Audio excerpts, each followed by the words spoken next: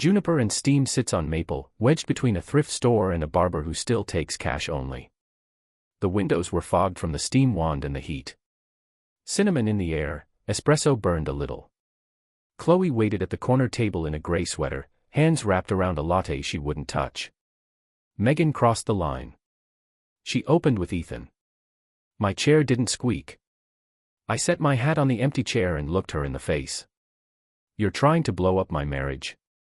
Believe me or don't. She kept steady. I'm not here for a show.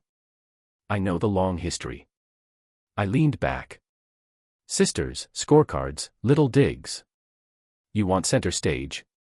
She already has it. Chloe didn't blink. Then file this as another stunt, but you should hear the rest. I've heard enough. I stood, slid my hat back on. I'm not running your rivalry through my living room. She folded her arms. Daniel, I didn't come to win. I came to warn. If I'd known where this was headed, I might have stayed and finished the latte. I left the clouded window, the cinnamon, the unblinking sister, and walked out into cold Asheville air that bit clean. At home, Megan had the house on a script. Lasagna in the oven, vanilla candles, her old flannel from college like we were rewinding to 21. Music low, not random. Songs she knew I liked. She poured sparkling water into heavy glasses and bumped my shoulder with hers. Domestic cinema, she grinned. Remember the apartment off Merrimon? The sink that rattled. Remember the landlord who thought duct tape was a philosophy? She laughed easy and slid me a plate. Her knee bumped mine under the table. She reached for my hand. You are the best thing I have, she murmured like a line she practiced. I watched her thumb move across the back of my hand and took note of the timing. 2 hours after her sister. The contrast felt tidy. You smell like cinnamon, I said. I stopped by Maple earlier, she answered without a stutter. New roast. I raised a glass to low rent and rattling sinks. To us, she added. Eyes soft. If this was the rival stunt, Megan was building the counter-programming warm movie, the greatest hits, the old flannel. It should have landed. Part of me wanted it to land. But when you do product work long enough, you sense when a demo is too polished. On the couch, she tucked her feet under a blanket and leaned on my shoulder.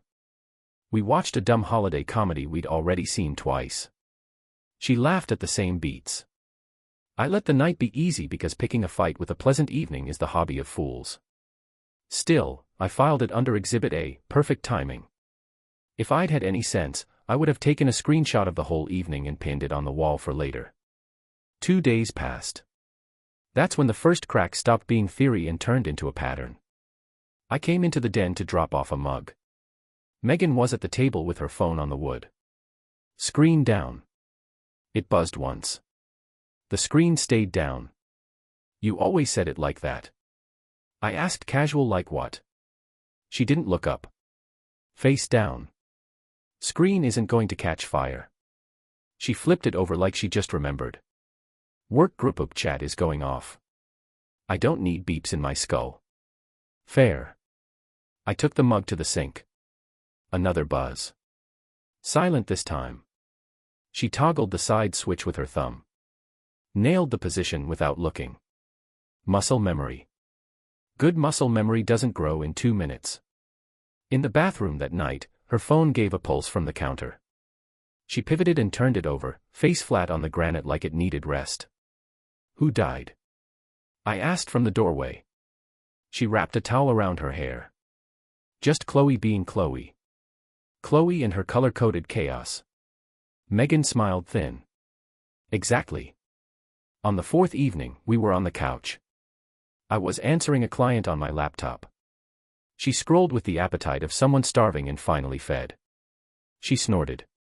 Okay, this is dumb funny meme from Chloe. Share the dumb with me. I answered, sticking a hand out without looking. She clutched the phone to her chest. Don't be weird. Not weird. I kept my tone flat. Curious Daniel. If this were a balanced marriage, this would be nothing. If this were a balanced marriage, I wouldn't have reached. But I did. Reflex quick and my hand closed over glass. For half a second, I had an angle. The top of the chat carried a name. Ethan, not Chloe. She yanked hard, eyes wide. What is wrong with you? The tears came fast. Hot theater on a 5-second cue. She bolted up the stairs. I closed the laptop, set it aside, and didn't follow. The old me would have chased explanations all the way up the hall. The newer version drew boxes around behavior and wrote labels. Change in phone protocol. Fast lie, Chloe, hiding laugh lines like contraband. The name in the header. The next morning, I left before sunrise. I didn't slam anything. I drove to an office on Charlotte Street that smelled like clean rooms and file folders. The brass plate still read Nora Blake. Ph.D. She had therapy chairs that didn't make you feel like a patient and a way of asking questions that made you answer without noticing. She studied my face, not my words. You grabbed the phone, she said after I laid it out. Reflex. I'm not proud of it. That reflex lives inside you to protect something, not to control her, to protect you. But you can still own the form. So what's the move? Apologize for the grab, not for your sense. And then don't chase. People show you who they are. You don't need to run behind them to read the label. I stopped at a grocery, picked out tulips, pink and white, because she liked them clean, not loud. On the way home, I texted, sorry, I grabbed your phone. That was about the form, not the instinct. I'm ready to talk when you are. No answer. The house was empty and quiet. I set the tulips in a tall glass and trimmed the stems because habit is a calming thing. I cleaned the counters. I opened windows for the winter air like a man shaking a rug. The silence had weight. My phone buzzed. A text from Chloe with no words. Just a short video. A beige room generic as a waiting room. A simple couch. The door opens. Megan walks in relaxed like this was the second visit, not the first. A moment later, Ethan enters. They sit too close. He sweeps a strand of hair behind her ear with the familiarity of repetition. She doesn't move away. Her head lowers to his shoulder. No sound, but the silent grammar read, fine. Another text from Chloe followed. You owe me dinner for this. When you're ready, I stared at the tulips and typed back. I'll pick you up at 8. So fast, she answered. Wear something decent. We'll drink to the truth. 8 o'clock found me back at Juniper and Steam. Cinnamon still hanging under the lights. Chloe arrived in a simple black dress and a denim jacket, hair tied back, no theater. We ordered sparkling water because Clarity didn't need help. I warned you, she said once we Saturday, I wanted you to see without my voice on top. I misread your motive. I conceded put me down for one admission of being a stubborn idiot. She lifted her glass. To truth, then to truth. Outside, Maple Street was strung with late December lights. Inside, we sat in silence a moment that wasn't awkward. Chloe studied my jaw like she was checking for cracks. You going to explode? She asked finally. No, I said. I'm going to move furniture. Megan must have tracked my car. When I walked in, with the winter air still on my coat, the tulips were moved from the counter to the kitchen table, angled just so. Megan stood with her hands on the vase, arranging like a set designer. I found your note, she said softly. Let's drop everything and reset. I put my keys in the bowl. Good plan. She stepped closer.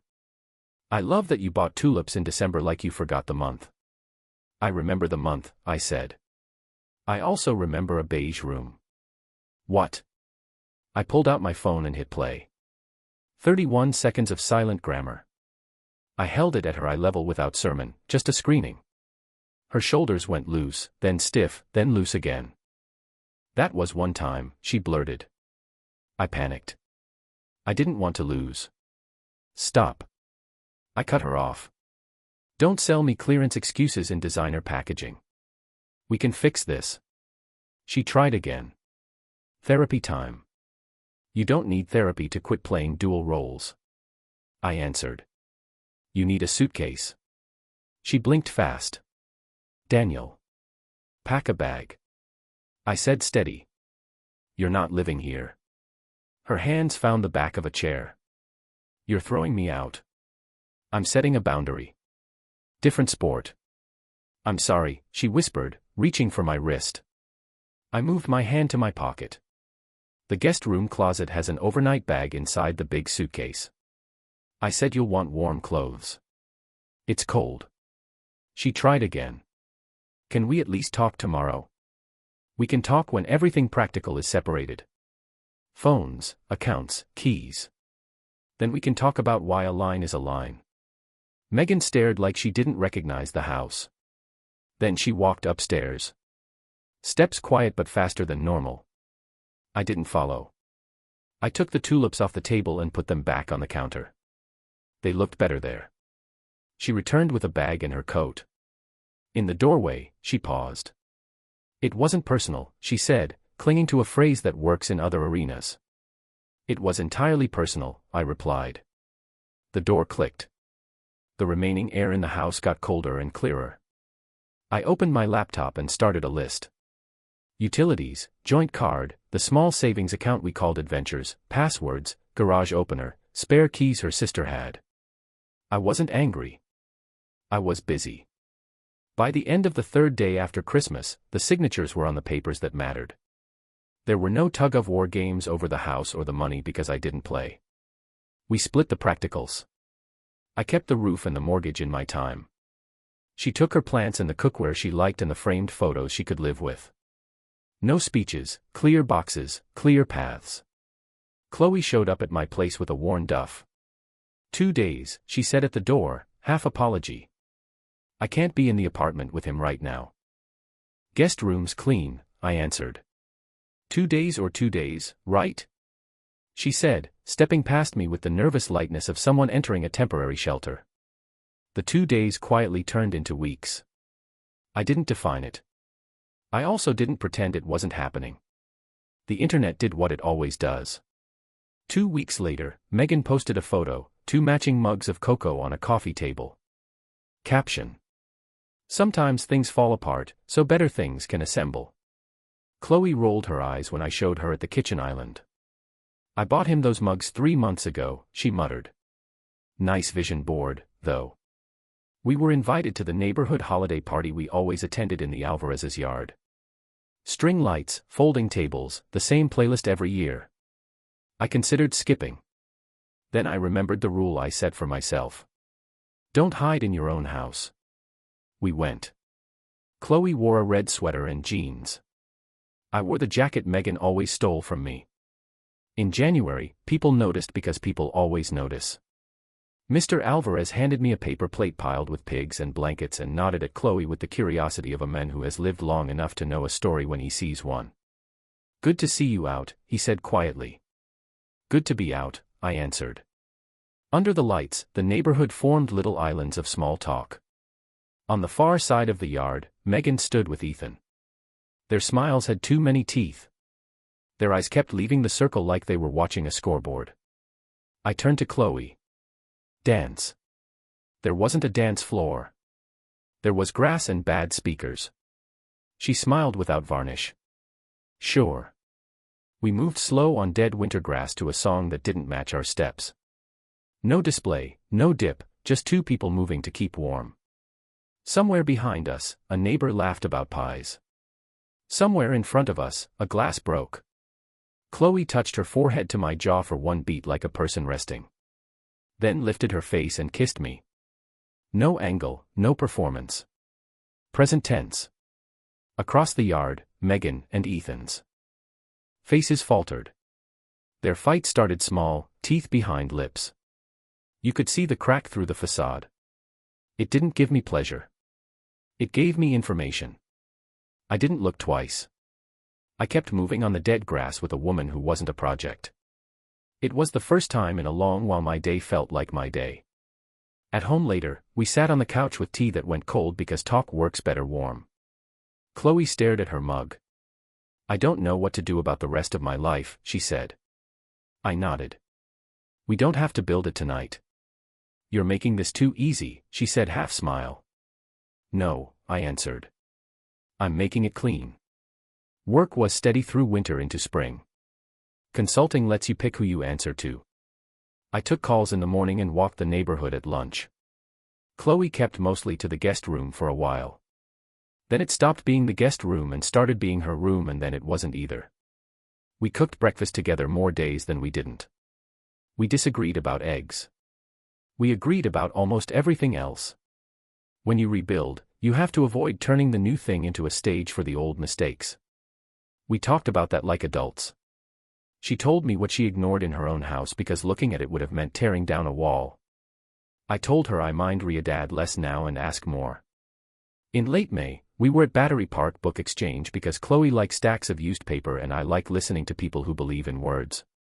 The owner knows me by the shape of my coat. He nodded as we passed.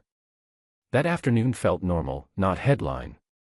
I bought a book about a man who rebuilt a cabin by himself because I wanted the diagram more than the romance. On the way home, a storm sketched over the mountains, and we decided it was a grilled cheese night. That kind of decision means your life has resumed. By July, we had our own shorthand, shared grocery lists, silent corners, mornings where neither of us mentioned old names. We met my friend Mark for coffee on Haywood. He's the kind of friend who keeps his opinions holstered until you actually ask. He sized up the situation with one look at our elbows on the same table. "You good?" he asked. "Good enough to stop pretending it's temporary," I said. Chloe glanced at me. "That a proposal or just a product update?" "Both," I replied. I didn't do it with a ring and a speech. I did it with a simple promise and a plan. We picked a small ring later from a local jeweler who didn't try to turn it into a commercial. Her parents decided late August would be a family dinner to reset the tribe. I knew it was more than that. It was a stage. That's fine. I do stages when I have to. Their place in North Asheville has the kind of porch where you can hear cicadas count time. Her mom set the table with cloth napkins, even though nobody in that family cares about cloth napkins. Her dad asked about my work with the curiosity of someone who thinks differently about me now. He wasn't wrong. Megan and Ethan arrived with smiles that pinched at the corners. They kissed cheeks. They called everyone sweetheart and buddy. The room tightened around them like it does around people trying to sell a brand. We ate roasted chicken and salad. I can tell you the menu because when you've walked through a fire, you notice details again. The talk was safe. The talk was weather and local construction and a neighbor's new dog. At the second pass of salad, I set my fork down. Before dessert, I have something. The table went still in that polite way. People go still when they smell an announcement. Chloe laid a hand on the tablecloth, not my arm. That kind of space matters. She looked at me, not to ask permission, but to signal. "We're engaged," I said. No drum roll, just facts. Her mom clapped her hands to her chest. Her dad grinned like a man who just learned his team drafted a solid player. The grandparents at the end of the table fought to stand. Then gave up and just beamed. Across from us, Megan's smile cracked like thin ice. She leaned into Ethan and hissed something that wasn't for public consumption. It came out anyway. He flinched and set his glass down too hard. "What was that?" he asked low. She shook her head. Fake laugh. "Nothing. I'm happy for them." "That's not the face of happy," he replied. He pushed back from the table, the legs squeaking. "I'm going to get some air. Don't you walk away from me." She shot back, forgetting the room. "Watch me," he said, and stepped out through the side door without looking back. Silence swallowed the table for a breath before Chloe's dad cleared his throat and reached for the pie server like a man who values forward momentum. Her mom broke into a new topic. People adjusted their chairs. Life continued. Chloe exhaled slowly and looked at me. "You okay?" she asked under the noise. "Better than okay," I replied. "That's not my circus anymore." Her mother insisted we cut the first slice together. We did. It wasn't symbolic.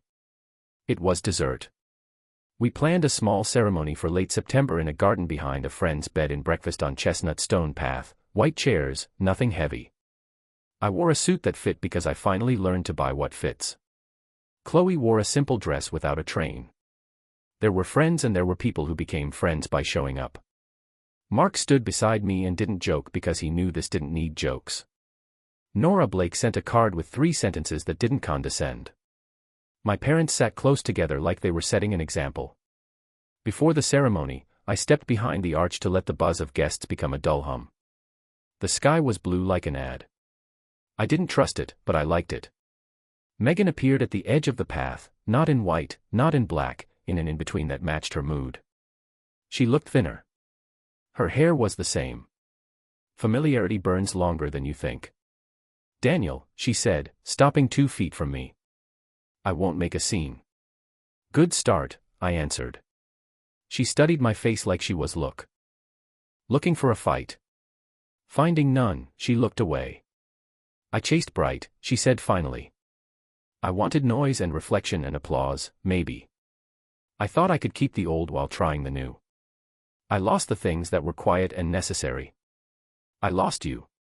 You lost respect." I corrected. "Then you lost the person it belonged to." She nodded once, jaw tight. "I hope you're happy." "I am," I said, "but not in the way you mean. I'm steady." "I'm sorry," she added softer. "Not to get back in, just because I am." "I believe you're sorry for what it cost you," I replied. "It's a start." She swallowed. "Maybe I can learn to appreciate simple again." "Maybe you didn't lose love," I said. "Even maybe you lost a lesson that teaches how to keep it." Her eyes glistened in that way people's eyes do when they want to be seen as changed. I didn't weigh it. It wasn't for me to weigh anymore. The coordinator peeked around the arch and waved. It was time. "Take care, Megan." I added, "There's a seat in the 4th row if you plan to sit." She nodded and stepped back. I walked to the arch without looking over my shoulder. Somewhere behind me, chairs scraped as people settled. The music started simple and unfancy. The officiant kept things crisp. Chloe's vows were straight lines. Respect, time, clarity, space. Mine matched. No poetry slam. No promises nobody can keep. Rings on, hands steady. We kissed with the right amount of public restraint. Applause felt like rain on a metal roof. There and gone. The reception was barbecue and lemonade and bad dancing. That wasn't actually bad because everyone smiled while doing it. Mark toasted with a story about my old pickup that stalled at traffic lights when it was hot. The punchline was about maintenance you don't skip. People laughed. I held Chloe's hand under the table and let the night be what it was, our night. Epilogue is a dramatic word for a simple season. We moved the furniture to fit 2 people's life. I kept the house. We repainted the den. My work stayed steady. Enough to be boring. I upgraded my truck because I could. Weekends, we hiked Bent Creek and argued about the right trail shoes like married people who actually like each other. We met friends for burgers without turning it into an event. We slept better. We fought about dishes the way normal couples fight about dishes, which is to say we didn't weaponize forks. I heard through the sideways channels that Megan and Ethan didn't last past October. He left the apartment on a Tuesday afternoon while she was at Pilates. His cousin's truck loaded the boxes. There wasn't a big movie scene. There was just the slow breakdown that follows an arrangement built on noise. She posted fewer photos. The 2 mugs disappeared from her feed. I didn't scroll on purpose. Somebody showed me at a coffee shop and I nodded like you nod at weather. Chloe and I built something quiet and visible. A backyard table that seats 8. A calendar with color blocks that mean projects and dinners and family visits, not alibis. On Sundays, we walked to a diner that serves pancakes on chipped plates and sat in the same booth under the same rip in the vinyl because routine can be holy if you let it. Sometimes we drove up the Blue Ridge with the windows cracked and talked about nothing. That's the privileged talk of people whose homes are in order. When people ask for advice, I don't hand them the dramatic version. I tell them the obvious. Watch behavior, not speeches. Don't raise your voice. Raise your standards. When someone turns their screen down, take the note. When they turn it back over, wait a week before deciding it's fixed. And if you need to choose between chasing explanations and moving furniture, pick the furniture. I'm not a saint. I'm not a sage. I'm a man who left a window open in winter to clear a house and learn how to keep it that way. If there's a moral, it's simple. Respect isn't a song you request. It's a door you close when you have to. Then you open the right one and walk through.